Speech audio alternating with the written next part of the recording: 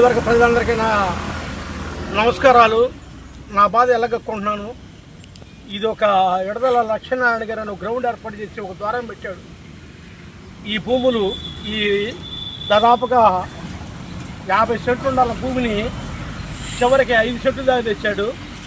మా పక్కన మా స్వాతంత్ర సమరయోధులు మేము విశాఖపట్నానికి మా స్వాతంత్ర సమరయోధులు భూములు శ్మశానం భూములు ఇవి గ్రౌండ్ ఏర్పాటు చేస్తున్నామని చెప్పని మమ్మల్ని బెదిరించి మమ్మల్ని ఇచ్చేసి రౌడీలతో మీ పిల్లల్ని మిమ్మల్ని ఏదో ఒకటి చేస్తామనే ఉద్దేశంతో చేసి మా చేత అక్రమంగా తెచ్చి దొంగ సంతకాలు పెట్టించుకొని ఈ భూమి ఇదిగో మా ముత్తాతల నాడు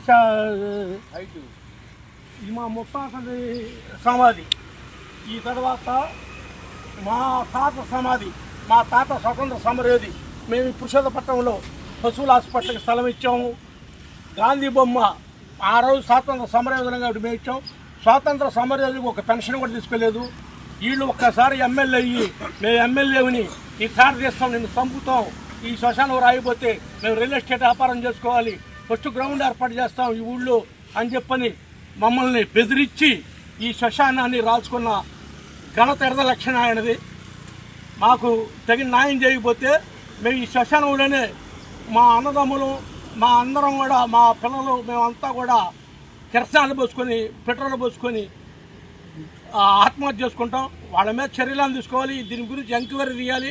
ఎంత అక్యుపేషన్ ఎంత పొలం ఉంది రిజిస్టర్ ఆఫీసులో ఆ రోజు బెదిరించి సంతకాలు పెడతారు నా కొడకలారా లేదా అని చెప్పని ఇది చేసి ఈ లక్ష్మీనారాయణ వాడు రిజిస్టర్ ఆఫీసులో ఏళ్తా ఈ శ్మశానం కూడా రాసుకున్నాడు. మా బతిన్న వాళ్ళకి సపరేట్ శ్మశానం. మేము అరెకరం మిల్చుకుంటే ఎకరం కూడా ఇది కూడా ఇదంతా ఆక్యుపై చేశాడు. అంత ముంగలు భూములు దున్నుకున్నాడు. తదుపరి ఇదంతా ఇచ్చేసి మమ్మల్ని అన్యాయం చేశాడు. మా కుటుంబాన్ని మమ్మల్ని కాపాడాల్సిందిగా మేము ముఖ్యమంత్రి గారికి త్వరలో పవన్ కళ్యాణ్ గారిని, డిప్యూటీ సీఎం గారిని, మంత్రివర్యుల్ని అందరికి మా స్థానిక శాసన పుల్లారావు గారికి మా బాధ చెప్పుకొని మా ఎన్ని చెప్పి మాకు తిరిగి ఇచ్చిన దాకా మేము ఊరుకోలేదంటే మేము చనిపోవడానికి సిద్ధంగా ఉన్నాం వాళ్ళ ఇంటి ముంగలే. For more videos like this, subscribe Big TV channel.